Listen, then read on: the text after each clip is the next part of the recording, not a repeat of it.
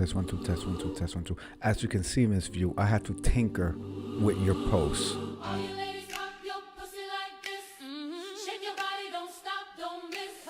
All you ladies pop your pussy like this. Shake your body, don't stop, just do it. Do it, do it, do it now. Do it, do it, do it now. Lick it good, suck this pussy just Oh, I'm like drinking you tonight, should. Miss View. It's been a long periodical of week. Suck this pussy just like you should. My neck, my back, kick my pussy and my crack. My neck, my back, kick my pussy and my crack. My neck, my back, kick my Cheers.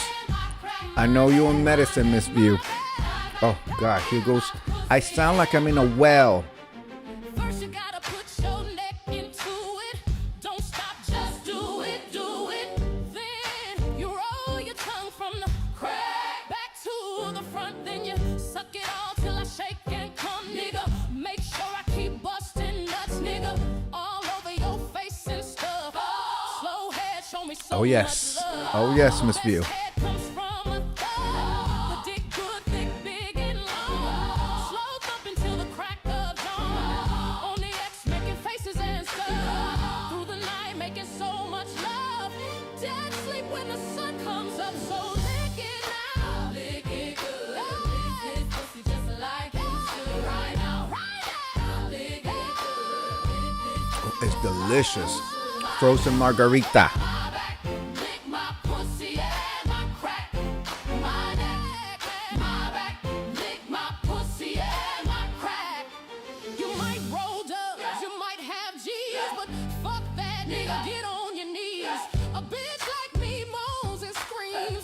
Thug misses, know what I mean? At the club, so fresh, so clean. Hoes hating niggas watching me. So high in the line on green. With a unit on my face, so mean.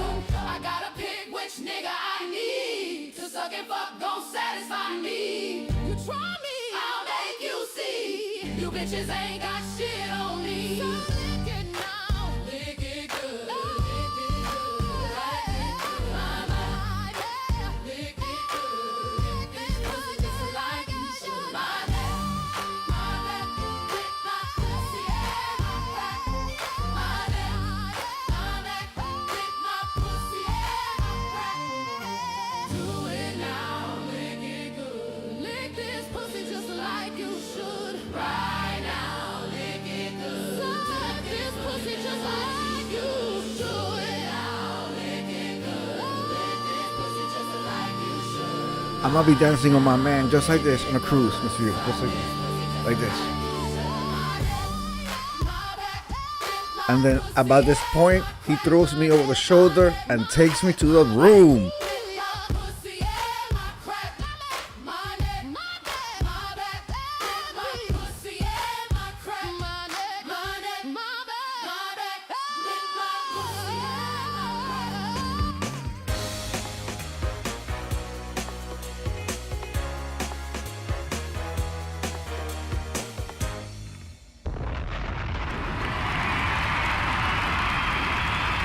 Good evening, I am Juanki and welcome to my Friday world, okay?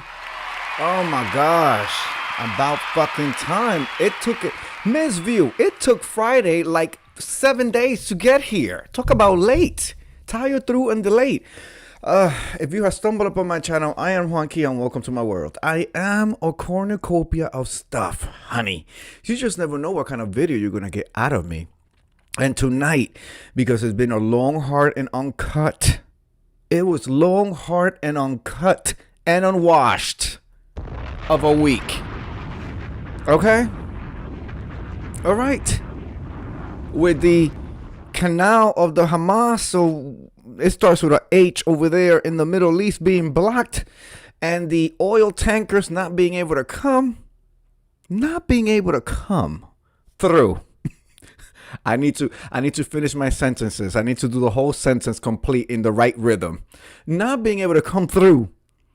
Gas prices and the crude prices has shot up, Miss View. This week I learned that this a humble servitor here lost about $1,200 in my goddamn 401k investments. Let me tell you, Miss View, last time I had such a loss, I was pulling my hair out of my roots, and I went ahead and I said, fuck these white people on Wall Street who are playing and finagling and fondling my hard-earned contributions. You understand how much smiling, fake smiling, oh yes, right away, sir, oh yes, I can understand that, and how I had to put the voice on, I had to dress in those shirts, sometimes in them suits, definitely on a motherfucking tie, and then the laundry that it took, the dry cleaning, because you can't just put that in the regular machine, okay? You know, the amount of having to bend over backwards so I can do my contribution and the company can match me, all right? And I do my little investments. I'm in there researching in the white papers, you know, and you know them writing is very small. You got to almost with a magnifying glass to try to understand what all these financial numbers, this is way before AI and shit.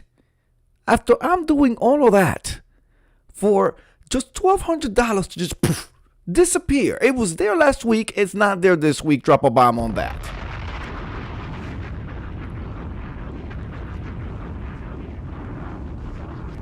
I was outraged.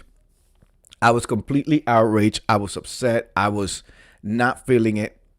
You know what I mean? And so it's been a difficult week. No leadership. The administration just doing whatever the F they want without a plan. And I'm really, really scared. I'm scared and nervous. You know, I usually project out when it comes down to our vacations and things like that. I scratched everything off. I took everything off the table. It's a full. The only vacation that my husband, the Incredible Hulk, and I will be attending to this year is the cruise. After that, other than that, we have nothing on the books.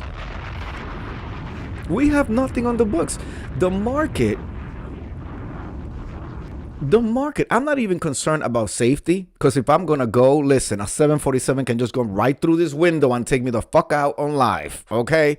So it's not about safety. Oh, what if something happens? No, it's more about the financials. It's more about the market. It's about what's going on. You know what I'm saying? So it's like I don't feel comfortable in planning and projecting far out. The cruise, that's right, the cruise. Now, Miss View said right here, in regards to the alcohol, and Miss View, everybody give a hand of applause for Miss View is a View. And no, I'm not breaking no HIPAA law, because she was in, first of all, I am not a facility or doctor professional or anything like that. So I technically am not considered breaking HIPAA law, because I don't have a mandate to abide by. But Miss View, she went to her doctor's thing, and she was in her coloring channel, coloring and telling us all about her experience less than 24 hours later. Okay, Miss View, if you haven't been told, let me be the one to tell you, you are a motherfucking warrior. Okay? Not only did Miss Viewer's View can't come through on her coloring channel to color, she was actually demonstrating what the sounds that she felt, the sounds that she heard, the feelings that she felt, the highs that she felt, and the lows that she felt. All of it. She was giving a whole play-by-play. It was like a 3D version of the whole thing. I'm glad you were doing well. I'm glad you were strong. She said, in regards to the alcohol, nope. I had that fentanyl. I am staying away from that alcohol for a whole week after my stabbing surgery. Yes, I believe, were they cutting your tendons? Was that what they were doing? Cutting tendons? Did they cut them and then reattach, or why would they? Or was it? Well, let's not get too deep into it. I don't want to put you in the spot like that. But I know you were saying that they were stabbing you. I had the biggest craving today, ladies and gentlemen, for a frozen margarita. I didn't want to be too much, Miss View. I didn't want to do too much. The economy right now does not allow me to have Moet by the bottle, okay, or Moet Chandon or Veuve Clicquot. You know, my humble $120 bottles, drop a bomb on that. Though my husband wanted me to get it, I said, absolutely not. Absolutely not. I'm not doing that. I'm not doing that. Miss Views of you says taking samples. Oh, okay, biopsies. Biopsies and stuff. Okay, got it. Got it. Let me tell you, you mentioned the that looks so refreshing. It is. I was my mouth was watering this afternoon just thinking about it. It's been like a couple of years since I had one of these. Hulk.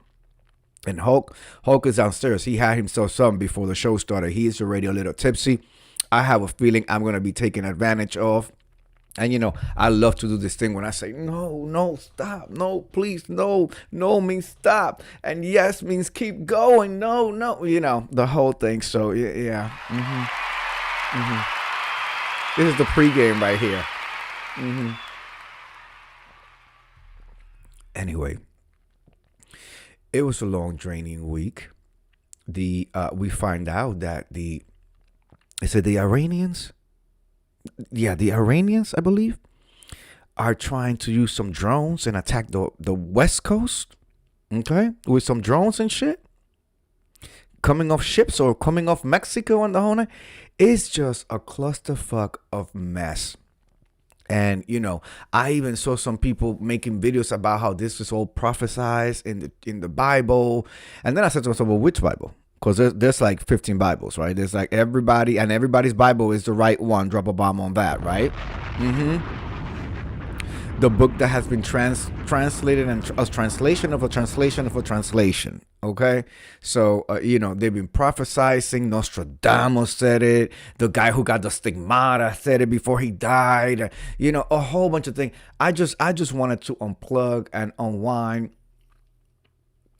And they have tons of drones. Did you see that, Miss View? They just keep coming and coming and coming and coming up them freaking hills and caves and shit. And then you see the video where they had them all lined up. Who the hell was building these things? How the hell did they import all of this metal and the actual chips? Wasn't there a chip shortage? Like that, who helped them? I'm not trying to call them dumb, stupid, and idiots, but that looks like technology that came from outside of Iran. All right?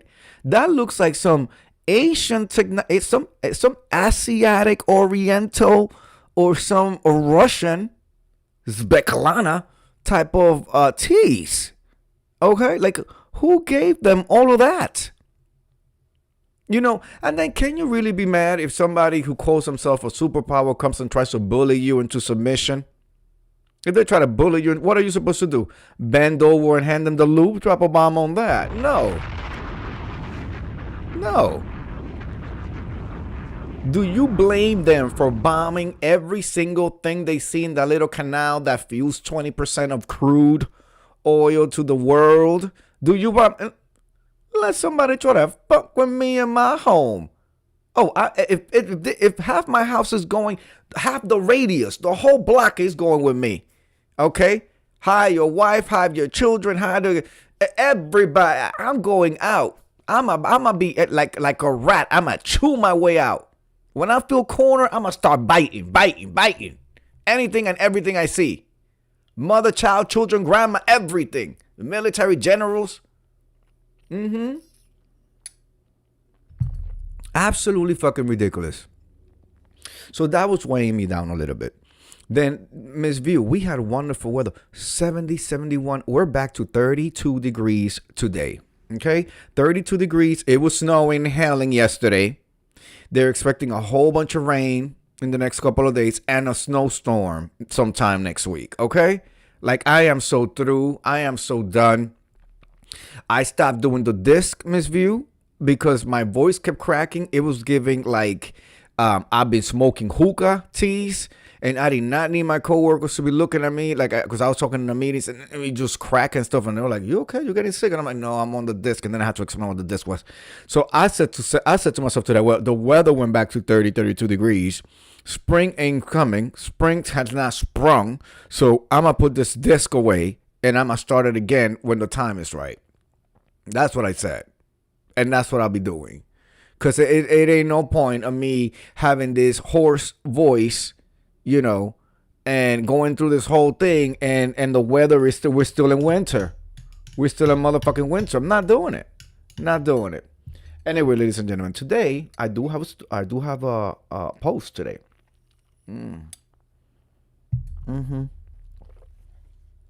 Okay. The post. Let me. Oh, I had it open and it just closed on me. Let me get it right here. Let me get it right here. Okay, this one is called.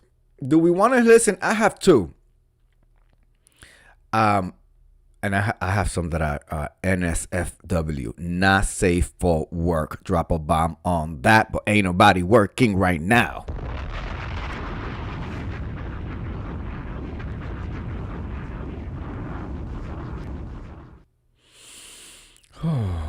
I don't know if I want to read this one. I saved it, but it's okay.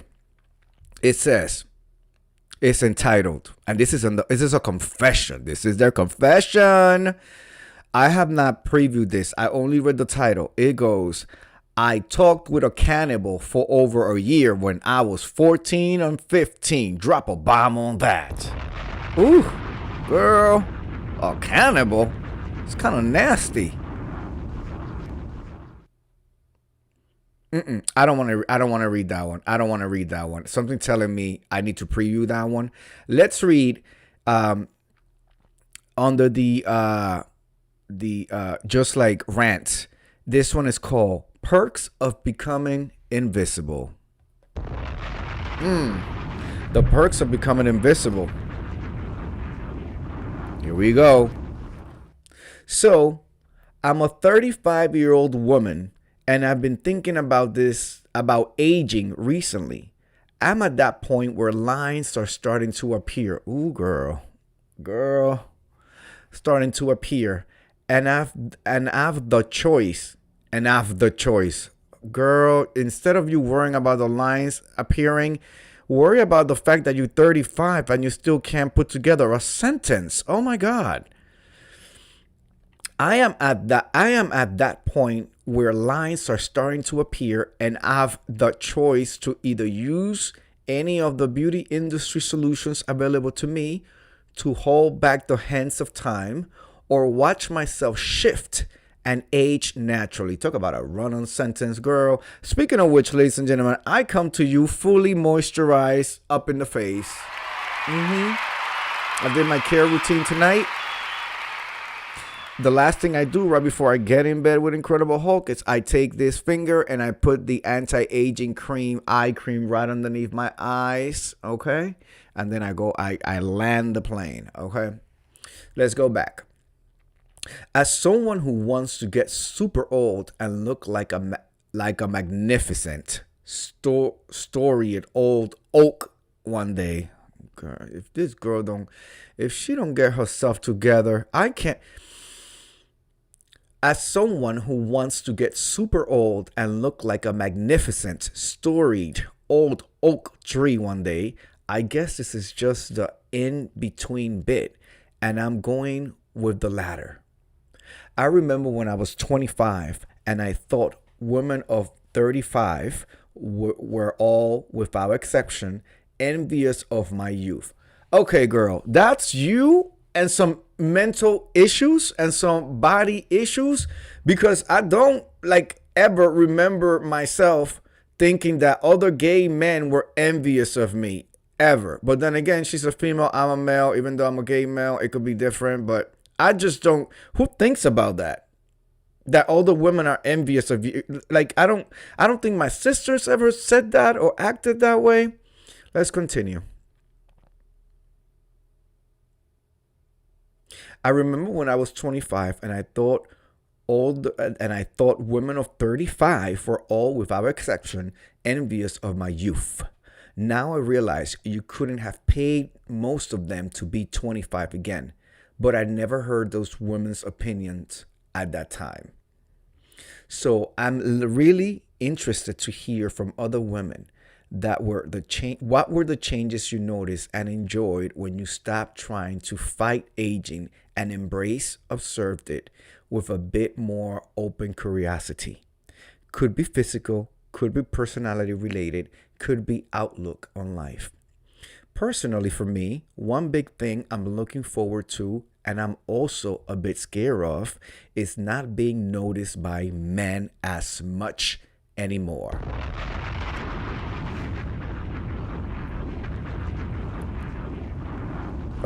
As I'm reading this, I just get a text message from CNN saying that the US just unleashed a bigger attack on Iran just now.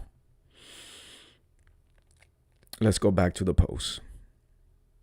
Personally, for me, one big thing I'm looking forward to and also a bit scared of is not being noticed by men as much anymore.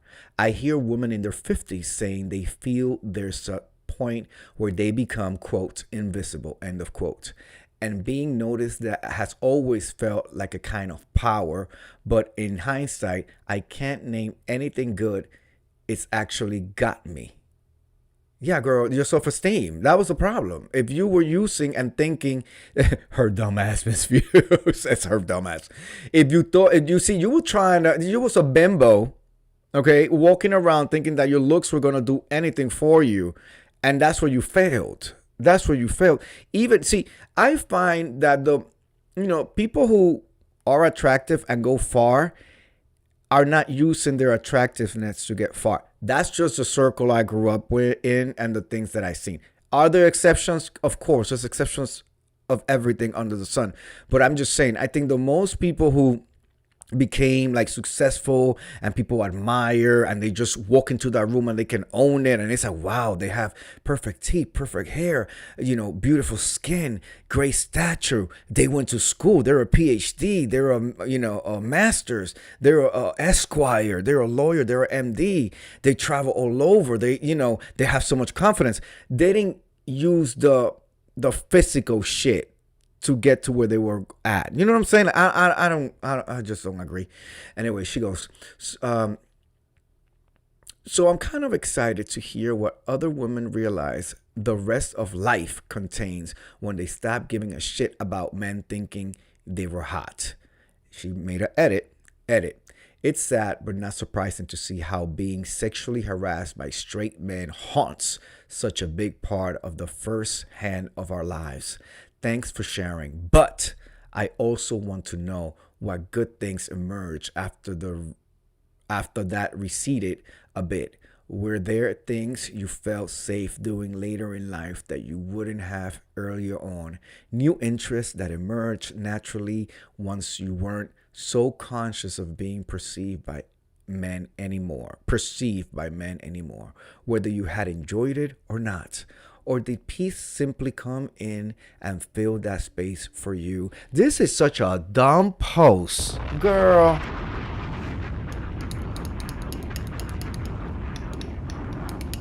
Like, what is the outcome? Where is he trying to get to? Where is he trying to get you? Let's read some of the responses, and then I'm going to give you my thoughts. Somebody says, when I smile at people now or offer kindness, it's not misinterpreted as an invitation. What? Oh my God. I'm not feeling this post today. I have a hard time with this. I have piercings and I'm covered in tattoos and feel that in intimate people, even, and I feel like it intimates people even as I'm aging. Anyone else gets this? Somebody says, I do. As a 63-year-old male wearing earrings in both, when I was young, males didn't wear one in their right ear, left one only. Nowadays, it doesn't matter, nor is it visible even among members of the senior center which I attend. Nor do they see my unusually long hair in a ponytail. Maybe it's because it was their age group where this began to be popular. Most of the members are 70 plus years, half 80 or older. I'm the youngest. But honestly, I don't like feeling invisible. In some ways, I'm not. Like everyday activities with the group from 9 a.m. until around 1 p.m., all of us fits into place. What I miss the most is being invisible to women. even those 5, 10 years older doesn't see me in a desirable way. I'm willing to accept a 10 to maybe 12-year age difference either way. While there may be perks to some of feeling invisible, lips, teeth, tip of the tongue.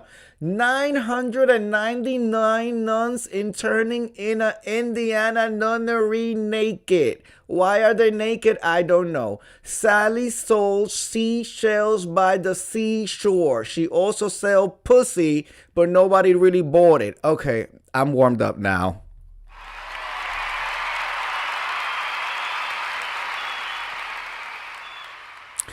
While there may be perks to some of feeling invisible, I can't find any. In my mind, if I were to accept this as the final outcome, it would mean giving up on myself. Definitely not a perk. But that's only my opinion, and I feel fully entitled to express that view while fully respecting the opinions of others who may feel differently. Damn Sally, selling seashells by the seaside shore and some pussy in the back.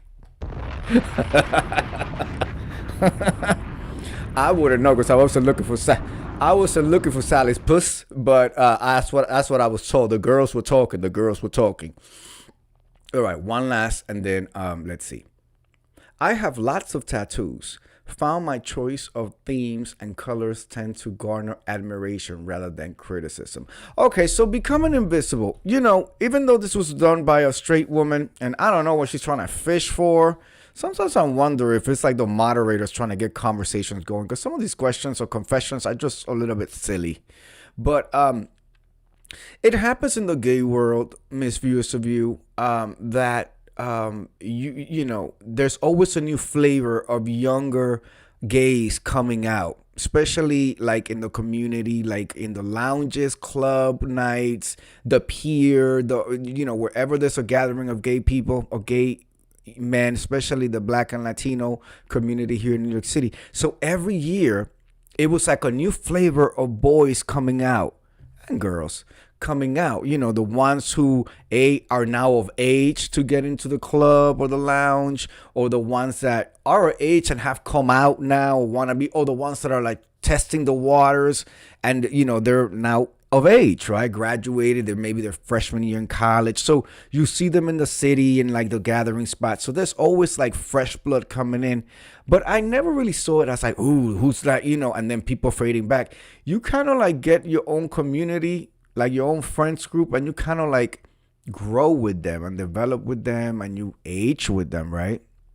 Unfortunately, through social media, I have found out over the last, like even before COVID and through COVID and just up recently, like a couple of days ago, social media just be throwing profiles at me of people that I knew from the community that I knew from when I was 17, 18, 19, 20, 21, 22. I could tell you when we first went to the clubs together, when I first met them, like all of that. And then for the most part, it's not that they've become invisible. A lot of them did not make it. Drop a bomb on that, Miss View. All kidding aside, all reading aside, all shady aside, like I run into a bunch of obituaries of people who should still be here, but they lived that fast, hard life. They were on substances, or they were hanging with the wrong crowds, or they sold their bodies. I've in the community, I've seen all sorts from the, the sex worker who went on a job and was, deleted and found chopped up under the bed. Like I've heard that, to them succumbing to ailments, sexually transmitted diseases, or all these cancers that pop up, and it's just so it's not that they become invisible, it's that they're no longer here, like it's just. And then I, like a couple of months later, down to like, I just found out like a month ago, somebody I knew from Harlem. He was a club promoter, nice guy, if you really wanted a party or whatever, you just go to his page and you would know where to be at. And if you wanted some bottle service or wanted to like do something there, you just like send him a DM and he'll get you on the list or whatever. And he successfully, that's all he did, successfully did that enough to be able to have a brownstone right in Harlem. Drop a bomb on that, which is expensive. I recently found out he got hit by a car right there in Malcolm X Boulevard around his house. Got hit by a car and got killed. Like, so it's not, it's not, I don't want to sound like, oh, they're all dying of AIDS. And that's not what I mean. But it's just like life happens and then, people just disappear. But when it comes down to, did anybody ever stop? Was there a period of time where I stopped being noticed? Well, first of all, I would assume that I stopped being noticed the minute I got engaged and married Incredible Hulk. Okay, like when that happened, I was not even registering whether or not I'm noticeable or not. And I've been very public about my relationship, so I don't think anybody will be that dumb to try to come at me, knowing that I'm in a loving marriage. So that's off the table, literally. But for me, I would say I always got that I was intimidating, and I always looked like I had an attitude.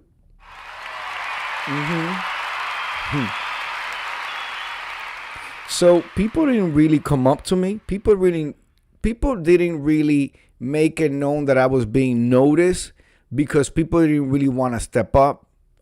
Even though I was a social butterfly at times, you would say, and I would be at the events and all that. But, I carry myself very, in a very different type of way.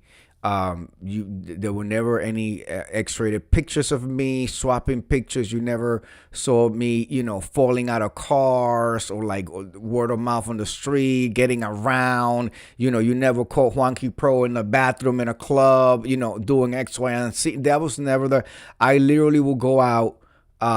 If I went to a tent or something, I literally would go and stay for maybe 2 hours and get out. I wasn't closing down the party. I wasn't opening down the party. It was just a matter of showing my face, doing my little round and being out, because usually I had to run to work or run to a rehearsal or coming from a show, or I had a show in the morning or whatever, the next day or whatever, needed to be up early. So I didn't really, do that. So I lived a fast life in terms of I was always on the go. And so never really had the time to really stop and really, unfortunately, acknowledge people. And I think that was a good thing because it kept me from getting caught up in some bullshit. Okay? Because there's a lot of that.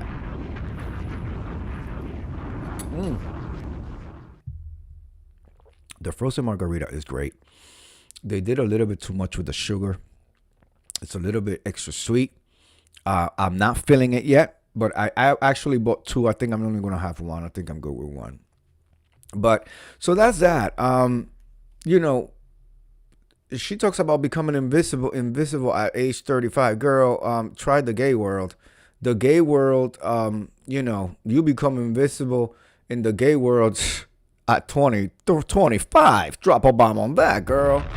At 25, they're already saying, what's the next flavor? See, but in the gay world, you stay relevant and you stay interesting if you don't have stories. Okay, if you're not a gold digger, if you have your own, if you could stay on your own, and then there's the other stuff like you cut your nails. See, ladies and gentlemen, my nails are cut clean. Look at the nails. You maintain your face shaven. You shower. Okay, you shower twice a day. You take care of your teeth. Look at the teeth. Lips, teeth, tip of the tongue, the whole nine.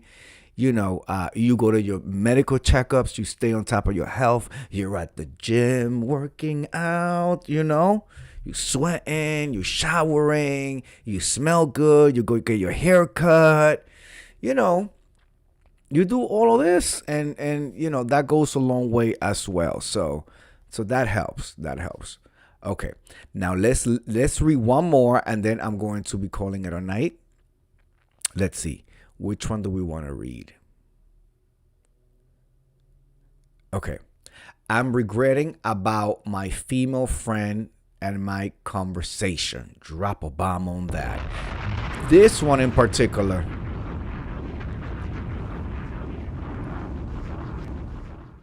This is a confession, and this sounds like it's somebody whose English is not very good looking. So let's go ahead. It's entitled, I'm regretting about my female friend and my conversation. Actually, this is about me and my female friend. We've never say, well, I know, Miss View. I know. Well, let's try it so I can get off my panel. Actually, this is about me, God. Miss View, I know you're going to hate this one. Let's just get it over with. It's just a paragraph. I'm going to read it as it is. The conversation. Yes, I'm going to read it as it is. I'm regretting about my female friend and my conversation. Actually, this is about me, my female friend. We've never met, but we talk almost daily. But we had sexting 2 times.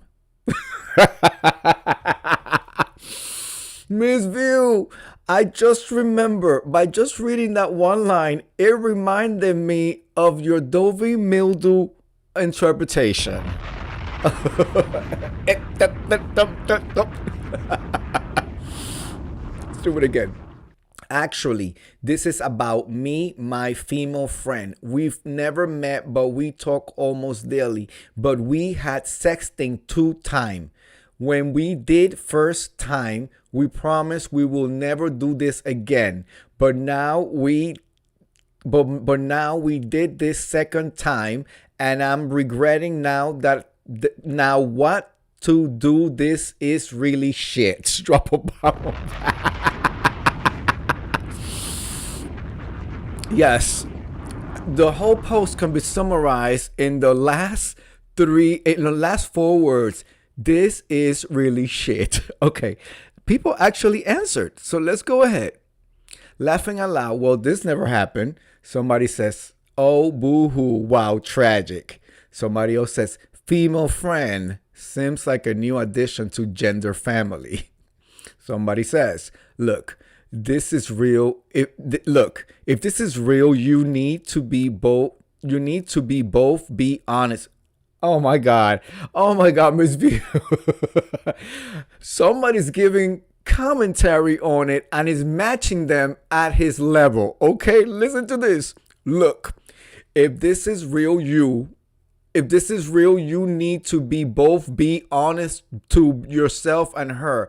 Take some time to reflect on your feelings for them, whatever they may be, and use them to guide your conversation with your friend. Ask her what she wants so both of you can decide how you want to move forward. Then the original poster says, we talked, but this shit happened again. Now I'm thinking to avoid her.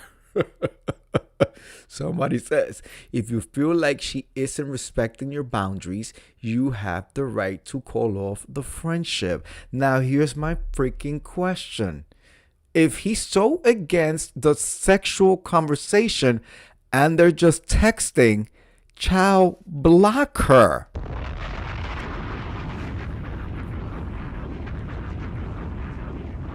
Block her.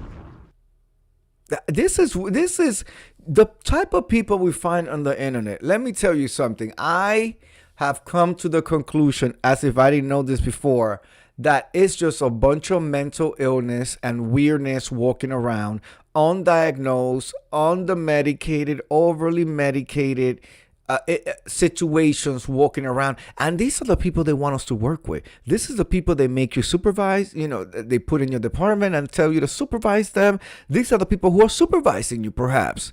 People with all these issues and all this drama and chaos and confusion. And that reminds me of this post right here which I've had for some time, and this is going to be the last one for tonight, but it's a perfect segue to this because I am so passionate, Ms. View, about managers not having to deal with people who do not belong in the workplace. Drop a bomb on that. And yes, everybody deserves the ability to make some money and earn a living if you have the skill set.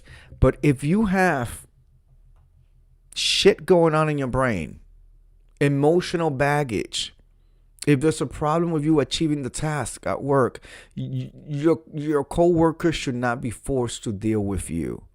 Your supervisor should not have to supervise somebody who requires special needs attention when they're not a fucking special needs professional. I've been there. This one goes. This is also under confessions.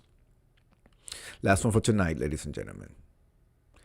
I recorded my coworker inside her car and spread the recording. She got fired from her job, and the recording was sent to her next job as well.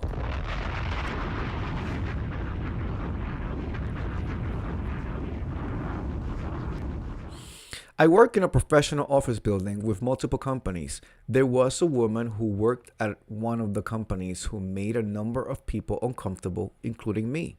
She kept most to herself at work.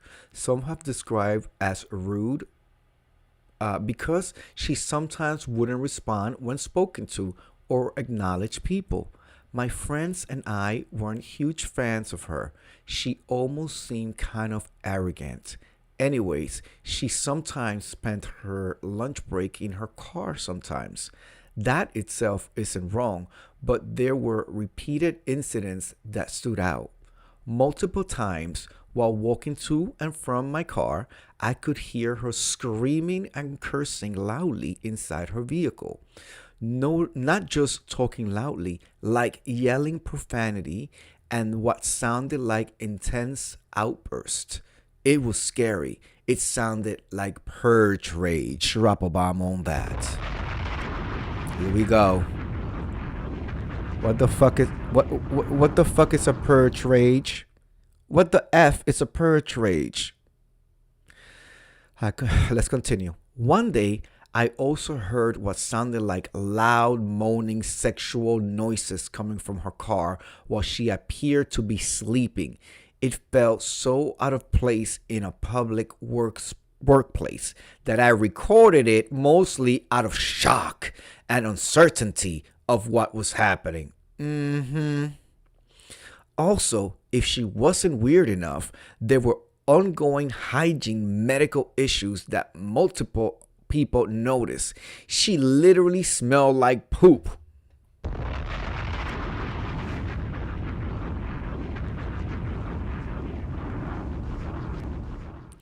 I don't say that to be cruel. It's just something people became aware of over time. What made this confusing is that she mostly appeared put together for the most part. She dressed normally, but she started wearing sunglasses inside, probably out of embarrassment, avoided eye contact, and seemed standoffish. Sometimes she wore a cardigan outside in 90-degree weather. One day after work, I happened to leave around the same time as her. I noticed her driving in circles on the main road. I stayed behind briefly because I was already on the same road, and she continued looping without stopping or going anywhere specific. At this point, I start to feel uneasy. And was she aggressive? Uncomfortable, aggressively uncomfortable. She was aggressively making you uneasy and uncomfortable. At this point, I started to feel uneasy. Her emotional outbursts, isolation, and unpredictable behavior made me concerned about what she might be capable of. She had some kind of breakdown. The recording was shared with her company. Eventually, she was let go from her job. I just didn't feel comfortable ignoring behavior that seemed unstable and unpredictable. This bitch didn't even work with her. This bitch didn't even work with her. She continues, someone from our company knew someone at her new job and shared the video of her. She left that job too. She doesn't know any of this. Drop a bomb on that.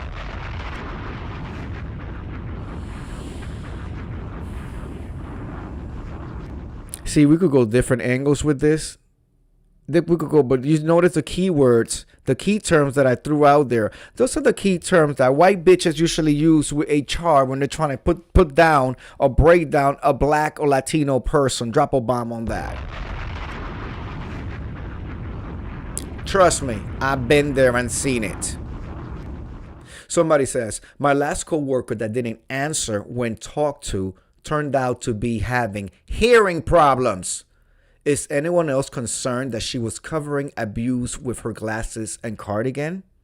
Somebody else says, wow, how did any of that affect her performance? Seems like bullying to me. Somebody else says, this poster never really interacted with her. It's like unknowingly bullying. Somebody says, so my girl has IBS and be passing gas, falls asleep listening to erotic audiobooks, and is trying to express her big emotions in the car rather than have an outburst in the office, and you ruin her life? Damn cold. Somebody says, you kind of sound like a a-hole. Somebody else says, like, why will you even do all of that? Somebody else says, oh, they are dragging this white bitch for filth. Somebody else says, so you never decided to be a decent human and ask if she was okay. If she was going through something, you immediately assumed the worst from behavior affecting absolutely nobody and got her fired. You suck dog. Somebody else says, wow, total lack of empathy there. What you did was not good. Not kind. I hope people treat you better when you need help. Last, and then I'm going to give you my opinion. I just hope the next time you're in your personal space, someone records you and shares it with your professional network. You don't even work with her. You work for a company employed by her company. You track her and followed her, recorded her without consent, and then shared it with her employers. Have some balls and face her, at least if you are going to fuck her life up. Seems like you enjoy stalking people, so maybe check on your own tendencies before rattling on others. All right. So let me tell you, like I said, as somebody, I've been in both ends of this equation. I've been as a manager where I've had to supervise more than one, more than two, more than three, more than four, okay? People with special requirements, special needs, special arrangements. I tell you, when I got there, I was like, are you fucking serious? Is this what and you're trying to get me to be a high achieving department with this?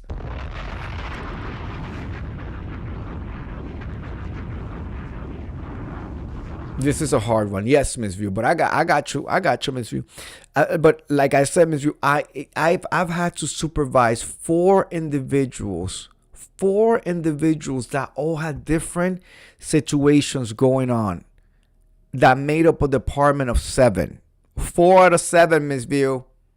Okay, and this was a high performing, high achieving department. So, as a manager, what I did was, whenever I encounter issues, well, first of all, when I noticed that something wasn't right, I spoke to HR. I always lean on HR. They get the big bucks, right? They're responsible for ensuring nobody gets sued. So I'm going to take everything that I need to take to them. Anything that goes beyond my scope, I'm going to take to them and let them, and I'm going to document everything, and I'm going to let them guide me. You know, I have never been afraid, scared, dazed, or confused to say to somebody in the HR department, I need guidance on X, Y, and Z. Miss Few says, I worked somewhere that they didn't tell me that I will be managing special needs. Yep. One lady locked me in the basement where the files were. She said that she was protecting me. Oh my God, Miss View. Oh my God, Miss View. Were you scared? Was that scary, Miss View? I would have been scared. That sounded like a scary situation. That sounds like a scary situation. It was soundproof and before cell phones. Oh my God, Miss View. And if she would have done that on a Friday and you had to be kept there until Monday when somebody was needing a file or noticed that, okay, this door is not open or where is Miss View? So what happened?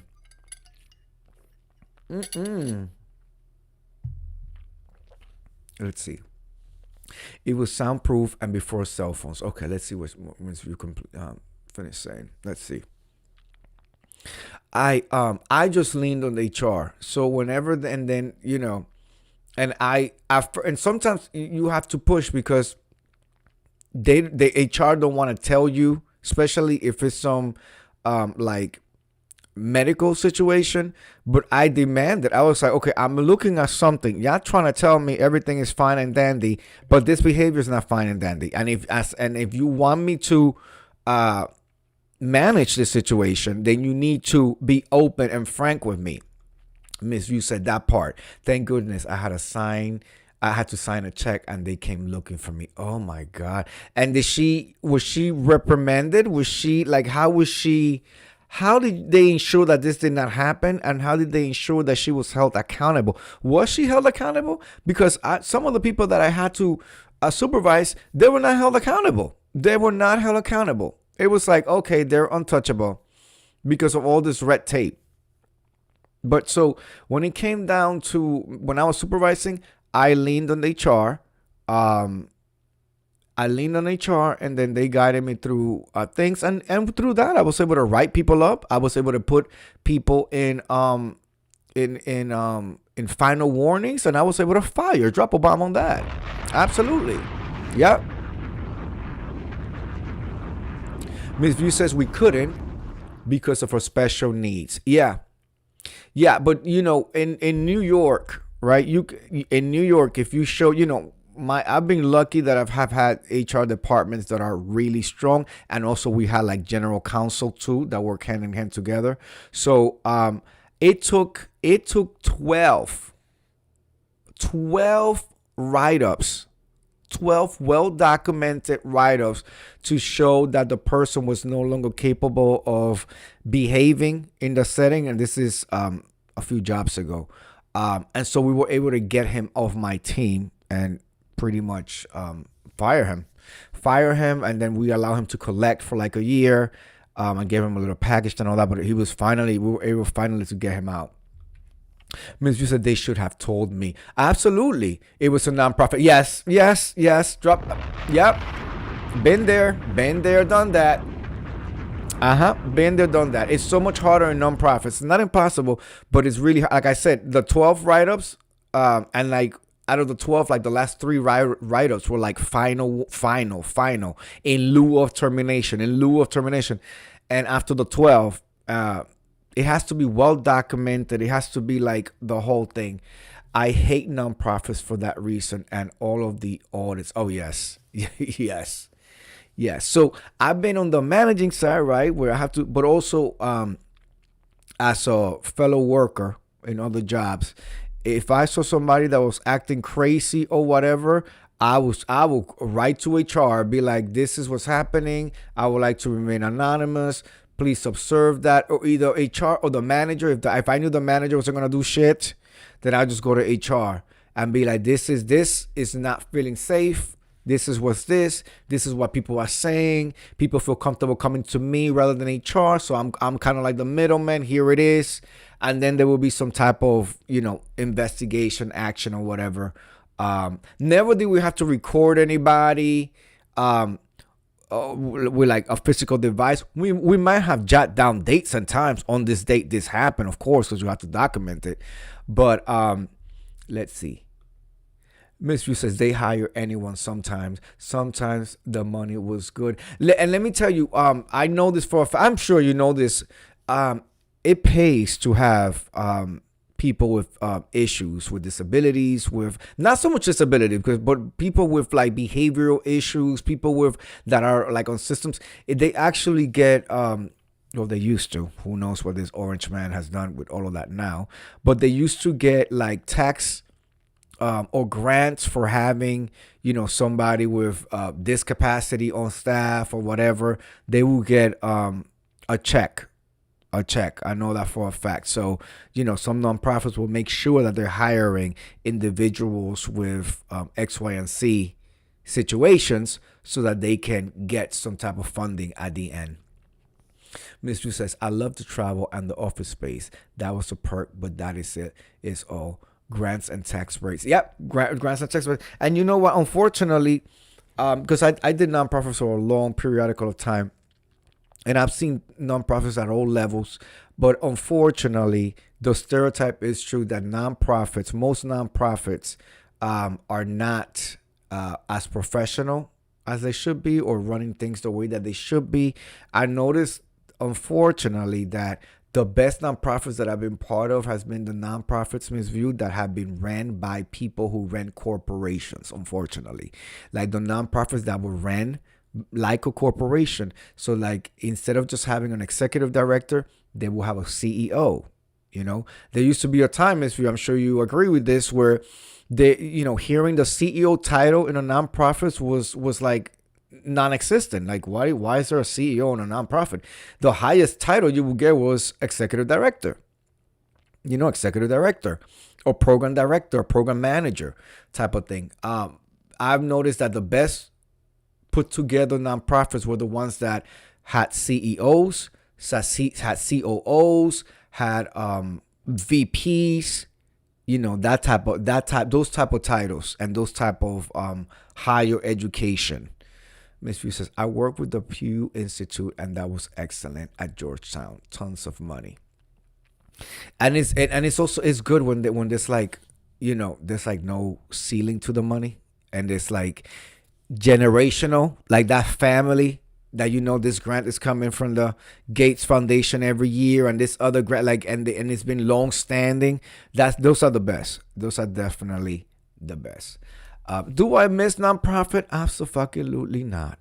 Yep. CEOs, CFOs, like that. Yep. And usually, because in order to have those titles, you got to have somebody who definitely has, they have a MBA. They have an MBA from one of like the business schools, Yale Business School, NYU School of Business, like those type of schools. And so they come with that mentality.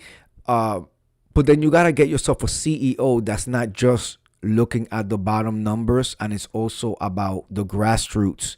So that's the balance that you got to strike. You know what I'm saying? A CEO that's not just going to look at the clients, the services as a product and as just numbers, but can still have that humility and know that it's still humans that they're trying to service the community. So that, when the fundraising, they need to be excellent at fundraising, because the grants and all of that, excellent fundraising, but they need to be able to remember the mission. You know what I mean? Mr. says, I don't miss it. It may be being, although I may seek it. They take care of the elders. They do. And then there's also, if you with a nonprofit that has a really good mission, then you're doing something for the community. Ms. Yu says, just thinking, but I am okay now. Drop a bomb on that. Yes. Anyway, this has been fun. We've been together for an hour and 4 minutes. Yay. I hope I was able to pull you away from the bombings that are going, although I have my own special bomb here, but everything that's going on in the world right now. Ms. View, get some rest, pop your pills in. Oh, you were talking about your fentanyl, Ms. View. So I had a medical procedure a few years ago, right? I've had this procedure before, and they gave me propofol. Drop a bomb on that. Oh, Ms. View. And the thing about the propofol, that's the shit that knocks you out. Like, I was such a fiend for it. I knew they was going to give me propofol. Like I said, I have had this procedure in the past, right? So I knew what it entailed, right? And I was like, I was so excited. And you said in your live, Miss View, that the sleeping, like there's nothing like a sleep out of that, that medicated sleep. Miss View says nice. Yes. Propofol. You know what they did, what they did to Michael Jackson? And and I was there, Miss View, and I knew it was gonna be. When I heard it was propofol, I was, oh my God.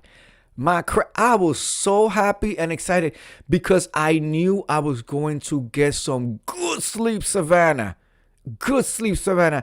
And I was already in there, right? They had me with the thing and the anesthesiologist there. I see my doctor. She walks around the whole night. Got my little thing and all that. And I'm just excited. And then you know what it is, Miss View? I like to fight the anesthesia.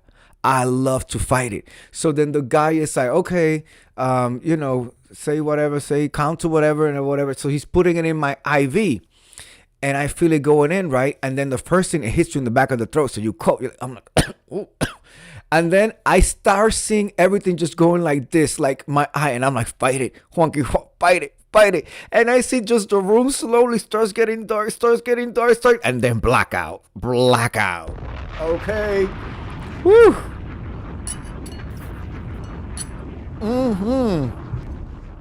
Miss View. That is the best part, to fight. I was like, and then, just like this, I'm up again. I'm in the recovery room. I look at the clock. It's been 3 hours already. 3 hours? They're shaking me. You got to get up. We need the bed. You got to get up. It was an ambulatory. An Incredible Hulk is outside waiting for me. And I'm like, oh, God.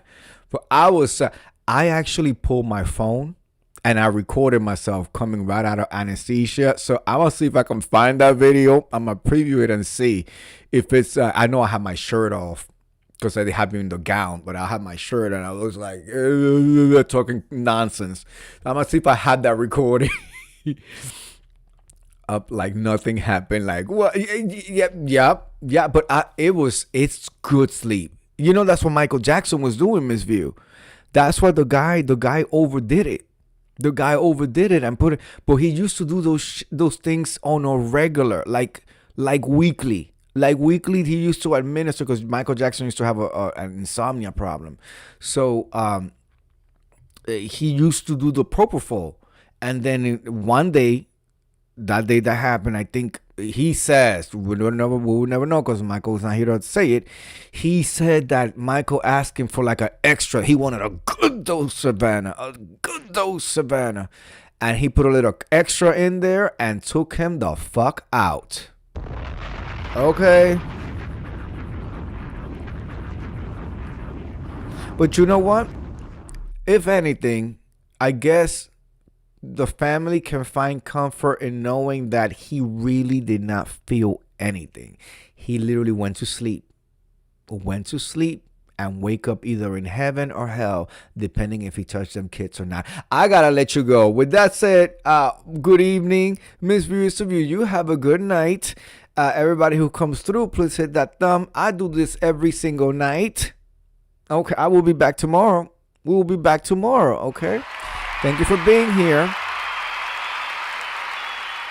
Have a good night, Miss View. I will see you tomorrow. All right? Peace.